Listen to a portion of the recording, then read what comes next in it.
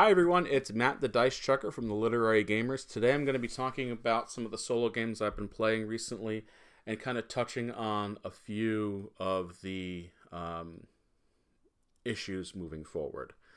This is kind of going to be a good and a bad video.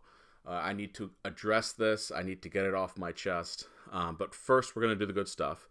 And that is, I've got 7 games here I want to rank. And the reason that it's 7 and not 5 like I've done previously is because I tried to do all of them for 1 month and just give you a ranking of 20. That doesn't really work.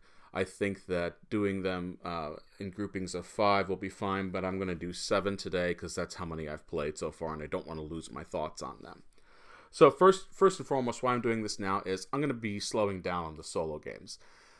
As I've said before, I'm in a very demanding time of the year with my job. I am a church organist, and it is Lent and getting ready for all the holidays and the Lenten weeks and Easter on top of that.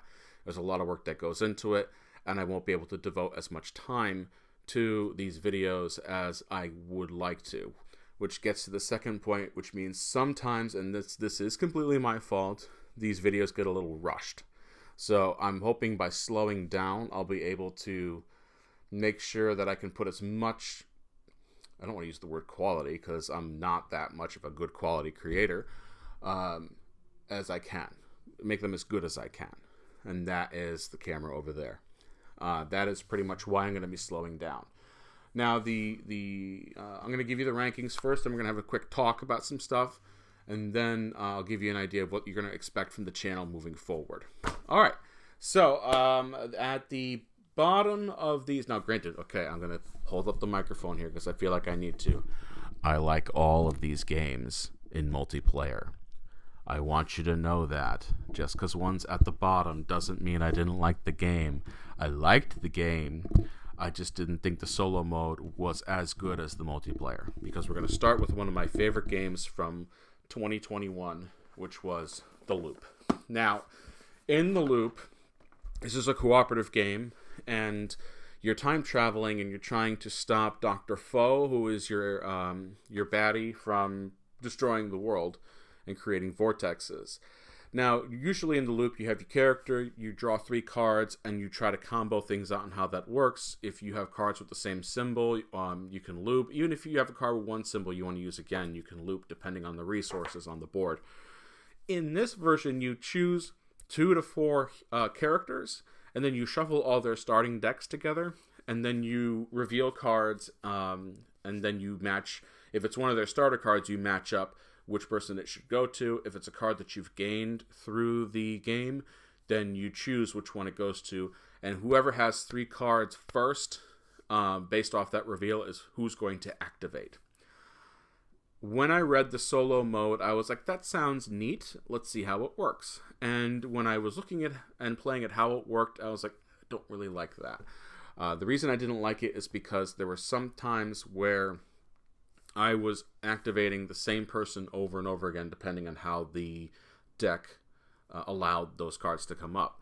Especially times when I wasn't sure if it was my turn. So I used the Time Prowler. He has an ability that basically says you get to remove a red cube that you've dropped on your turn for the Dr. Foe phase. The problem is you determine whose turn it is. I think after he drops them, let me get this out.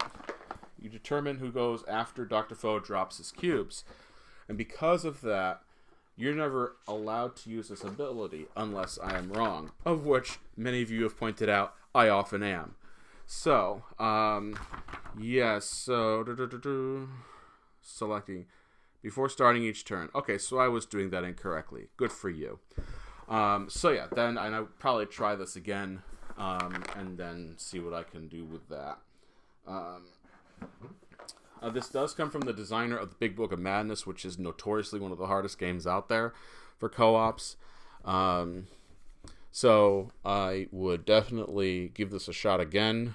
But at the same time, I still thought that the selection and having to select sometimes the same person over and over again was a little rough. As far as determining what I could do. I could never really plan with my hand like I do in a regular game of the loop, what I was going to be doing next. And I think for me, that was one of the reasons why this one didn't stand up as well as multiplayer. I gave it a 7.25 in its solo mode. And so, yeah, even with that change, I think it would still stay the same. Okay, next is Nocteluka. This is Shem Phillips, Z-Man Games. This one is fine. It's a neat little game. In multiplayer, I think I give this like a 7.75. This got a 7.25. I just think that it's better off as a multiplayer game. I made one error, and that it was I shouldn't have had three jars in front of me. I should only have had two. I still lost. So did it really matter? Probably not. So that got a 7.25. It's a hard game solo, but still I feel it's just a better experience with two players or more. This is the one where you're lining up the translucent dice on a reef board, and you pick a lane. I called them a lane, and say a number, and you take all the dice from those numbers, and you're trying to match the dice colors with the jar. So that's Nocteluka, 7.25. Next would be On the Rocks. This is a cocktail making game. And you are mixing drink elements, trying to match them with drinks on your board. The AI comes by and they wipe out a bowl of ingredients on you, whichever has the most. I really do enjoy this one. In multiplayer, I would give it like an 8.25. And then solo, I give it a 7.5. I just like the interaction with more players. Over there is the camera. The rules mistake I made on this is I used a card that shouldn't have used. I shouldn't have been able to get something based on a card I played. So definitely a game to look at if you're interested, and if you love cocktails, this is a must, and it's a great gateway game as well. Not much more I can say about the solo mode there. Yeah, really. Oh, that the spill marbles hold over from, and spills are just they block spots, and if you're ever unable to fulfill an order because of spill marbles, then you basically lose the game, which is what I did. And yeah, so that's On the Rocks. The next one was It's a Wonderful World in the solo. On this, I gave it a 7.75. Drafting games are tricky to do solo. Even the great Seven Wonders had to create a separate game for its two-player version, because the two-player version in regular Seven Wonders is okay, from what I understand. That there's a dummy. It's a Wonderful World is more just like, I don't even want to call it an AI. You make 8 piles of 5 cards, and you take one pile of your 5 cards, and you exchange. You have a number of things you can do with those 5 cards, and it's your standard game of It's a Wonderful World with a few little changes. And then it's a score sheet at the end determining if you won or lost. It was fine. It was fine. I mean, I'm not going to play it again solo. I think it's just better off with 2 players or more. So overall, I'm not going to explain how the game works usually, but it was fine. And I think that's the best thing I could say about it, is that it was fine. So anyway, that's It's a Wonderful World, 7.75. I mean, I liked it. I had a good time, but I don't see myself running to the solo again. Next is the other 7.75, which was, and this is, you're going to have to take my word for it, Canvas. Because it doesn't say it on the top, it says it up here. Canvas. This one had a really neat element. First off, if you haven't played Canvas, I highly recommend it. I love these card crafting games. Mystic Vale, Edge of Darkness, Canvas, and Dead Reckoning is coming soon. I did not play not Heroes Welcome. It's like an anime style game from AEG where you use the card crafting system. This one, you use the inspiration tokens, and you kind of rolled the tokens, and depending on how many of the face-up ones were there, you placed them on the card, and then you picked up the one that was next. and that one's out of the game. You're still working on making your three paintings and fulfilling the objectives that are there. I did not play this with the expansion because anytime I'm doing a solo game, I'm not doing expansion material unless it's so. I don't want to. It's when I put it away, all the stuff is just together. So when someone asked that I did do the other module with Vincent, and all the cards have been shuffled together now from the expansion and the base game, that I'm probably going to just play it with everything at that point. But I just, Canvas is such what I call a zen game. It's so enjoyable, it's so relaxing, and the solo mode here was straightforward, and I think that I really enjoyed what was going on here. And that's Canvas 7.75. The AI was easy to understand, and then just a really solid game. Next is Monster Expedition. This is the Alexander Pfister's sequel to Carnival of Monsters, which if you have not played Carnival of Monsters, do yourself a favor. It's, I think, one of Richard Garfield's hidden gems. Plays a lot like Magic. But this one is a dice-chucking push-your-luck game. Feels like it was made for me. And this one has different expeditions in how you basically win. I was able to win this one. I can't remember how the AI worked. Let me check that. But basically, you're rolling dice and you're trying to get enough to get monsters. And this one had, what was interesting about this one was that it has 10 different solo modes in here. I'm sorry, it's the same solo mode, the 10 different ways to play. So let's see. Oh, the AI was a timer. So you had a deck, and one card always gets added to the deck. If there are ever 13 cards out there for you to choose from, you lose. So you had this timer not only... I feel like getting those monsters out of the tableau there. Sometimes you're trying to get two of them, so there's not a lot of time for the AI to beat you. However, we played the first expedition, which was, it has to have no more than 8 cards, and I have at least 1 cage. So there were times where I needed to get more than 1 monster a turn because they kept coming out. So solid, really solid. I got this one a 7.75. Anyway, that's that. That's Monster Expedition. The last one was Merchants of Magic. This got an 8 from me because I do believe this is the best roll and write you've never heard of. This is one where you are basically trying to make certain elements and then sell to customers. And you have this system where the cards are kind of swinging around, and while they may look like products, what it actually is, and this is how I feel about the theme, the customers moving around the board.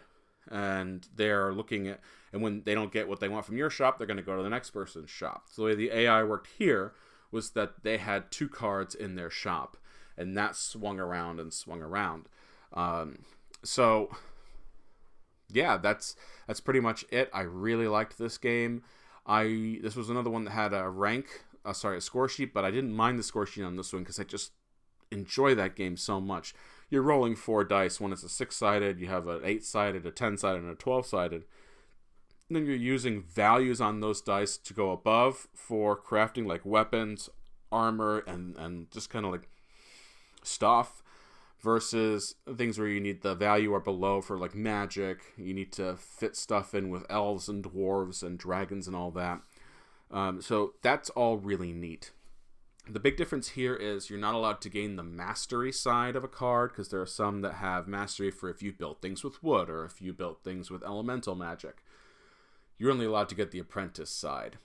But still a very enjoyable experience. If you haven't played Merchants of Magic, I highly suggest it. I don't know what its availability is like right now, but definitely one that you should be looking at. Like I said, one of the best roll and writes you're not playing or haven't heard of. Very good. And those are the 7 solo games I played that I've uploaded recently. So now it's time to talk about some other stuff. Like I said, the solo games are going to slow down, and the ones I have left for this cycle is Cloudspire, Aeon's End, Dinosaur World, Merchant's Cove, Tidal Blades, Imperium, the Deck Builder Imperium, and I've already been told I got to find the errata because Sutton was up in the rulebook with the solo, so I'll definitely be looking into that. Thank you to David Wiley for pointing that out before I even attempted it, because then I'll make sure that I might have a chance versus what the rulebook says. Warp's Edge, Bullet Heart, Chai T for 2, Nation's Dice, Suburbia, Obsession, and Stygian Society. And Wednesday, I will be uploading one solo game. It's too much. I got burned out. I filmed 5 of these in one day. One of them I had to film 3 times, and for a reason that we're going to touch on next. I was doing so much editing, I couldn't get anything else in my life done. I don't have fast internet here, so waiting for them to upload on the computer took a long time. So I just need to slow down. So here's the schedule. Mondays will be book reviews from me. Tuesdays, I have to work at my other job. I need to devote a day to that, and I'll still do stuff for them throughout the week, but I need to have one day where I just do stuff for them. Wednesday will be a solo game. Thursday, we're still going to be Tolkien Thursday with Lord of the Rings, the card game stuff. Friday should be a book review from Jen. And then Sunday, we are pretty much committed to doing this Villainous live playthroughs. Now, intersprinkled in all that might still be board game reviews. Jen might upload stuff, but as far as it goes for me, this is going to be my schedule. I need to establish this schedule because otherwise I'll get burned out again. Just uploading stuff all the time, adding to the channel. And the other thing I want to say is I got burned out too because I was filming so many of them at once, and I was filming so many that they were being rushed, and that errors happened. We own 600 plus board games. So that is a lot of rules to keep straight. People make mistakes. And if you want to point them out, I guess that's okay. But I got burned out from dealing with that. And this goes into what I want to say about the videos in which I made mistakes. I'm going to use Nocteluka as an example. The mistake here was minor. I still lost the game and it didn't matter. If I had even less, it would have been, even more challenging, but I didn't beat the game. You are supposed to have only 2 bottles in front of you instead of 3. Nowhere on the solo sheet for rules does it say that. When you set up the game in the rule book, it tells you to do the whole draw 3, keep 2. All right?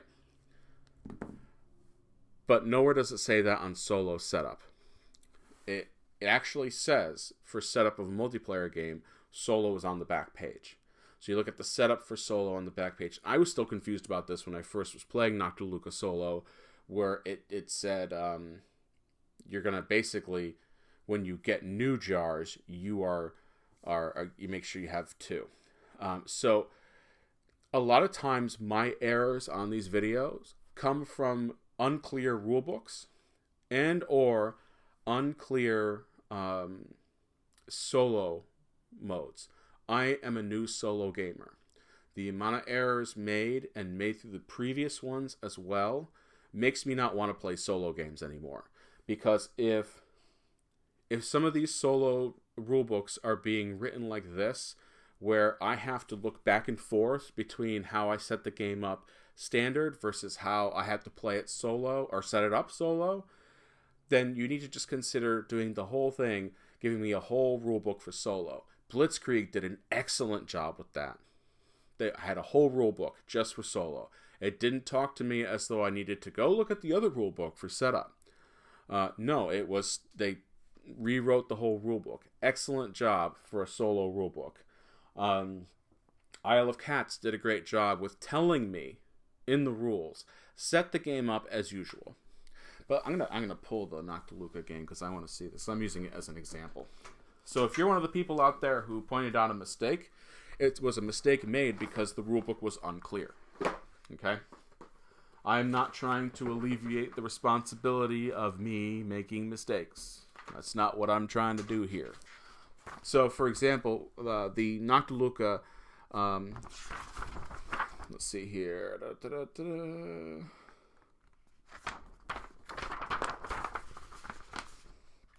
I'm going to show this on the camera. Hopefully you'll see it. Setup. To play solo, see solo rules on page 4. When I see that as a gamer, that tells me that everything I need to know to play solo is on the back here. Right? Solo rules. And it even has a setup section. The small sentence that gets missed quite often is at the bottom here. The solo game follows all the rules for the multiplayer game with the following changes. The way I interpreted that was follow the setup for solo and play the game as usual. Not to set up the game as it was a multiplayer game and then make changes for the solo setup. You need to tell me that. If you're going to tell me follows all the rules for the multiplayer game with the following changes, that's fine, but say setup in there too, okay? And I know I'm probably going to get people angry with this video. But if you're correcting me because I made a mistake, honestly, I think it comes in the form of the rule book. All right? So analyze the rule book and how you're writing solo. I'm a new solo gamer, and now I don't want to be, because some of these rule books are so rough with how they teach you solo. And if you're out there with the whole, if you made a mistake, someone's just trying to help, then you have to write that comment as if it's being helpful. One of the comments I got on one of the videos was simply just, error right away. You don't go first. There's definitely a different way to do that. Instead of just pointing it out bluntly. Granted, you could be like, oh yes, they're just trying to help. Great. Good for you. I expect it now. I expect people to just be out there waiting for me to make a mistake and just to pound on the keyboard. And I don't want to do it anymore, guys. I just don't. I'm tired of it. I'm burned out from being told all that stuff. So if you're out there and you notice that I made an error, then the rule book for me was unclear. And once again, we have 600 plus games. That's a lot of rules to keep track of. I remember one time we went to a game store one night for open gaming, and what game was it? But I basically was like, hold on, I can't remember how many cards you start with. And the person we were playing the game with said, I have no faith in how you're teaching this if you don't know that without looking at the rule book. Look at all these games. They all have different starting hands. They all have different rules for how you draw your starting hand. I can't remember that all the time. So I have a lot of rules to keep in mind in my head for games that are here. So if I make a mistake, why is that such a bad thing? I already tell you I like these games. I like them less now. If the solo was, unclearly written. But you gotta sometimes give people a break. I'm not saying your game is bad. If I went online, said I played this game solo and I absolutely hated it, and I'm giving it a 3 or a 4 out of 10, and I made a mistake, then I think it's okay for you to say to me, as a designer or a publisher, you did this incorrectly. If you fix this, then your opinion might change of the game, and I would be very happy to go back and relook at that. But if I already liked the game and I made a mistake, you can email us at theliterarygamers2@gmail.com, as it says in all our descriptions, and say, hey, there was a rules error. And I think I think that I can add that in later, like a lot of others do. I've seen other people do that. I think Rado has the Klingon subtitles, can do the rules changes that got messed up, and that's fine. But I would ask you all, as a courtesy to me, to please don't go straight for the keyboard all the time on YouTube. Contact us directly. I'm more likely to have a better response that way. So I'm definitely slowing down on these because part of me just wants to make sure if I do them well. And the other part of me is it was so discouraged by a lot of the recent comments that I just don't want to do them anymore. Anyway, that being said, this whole thing has shaken my faith in myself for being able to tackle Cloudspire. I want to take it off the list and just never look at the solo mode and keep playing that just multiplayer. But who knows? I'll probably give you an update if things change, but as of right now, I'm going to slow down because I just can't anymore. It's too much. And like I said, this was going to be a video half good, half bad. So there are some people who, especially in Lord of the Rings, that are very helpful in their comments. I'm not saying I don't appreciate you making comments. I do. I just got burned out from so many of the negative ones. And some of these videos I'm holding comments for review because the rulebook was so obtuse when it came to the solo. I was like, I'm going to make mistakes. And I don't feel like having that pointed out right away. Let me take a look at this and see if it really is a mistake. Like the Nocteluka one, the mistake that was pointed out, I was confused because I looked at the solo mode again and again, and I was like, I don't see how I made a mistake. And then it was like, oh, well, if you interpret that one sentence in the rulebook differently, then yes, I did make a mistake. But it was all about interpretation, right? So that means we have a rulebook issue, which Nocteluka had a fine rulebook, I thought, for multiplayer. So just consider that, I am going to slow down on some of these. I'm just burned out. So anyway, that's Matt Goes Solo with 7 games I've played solo recently, and we'll see you next time, folks. Bye.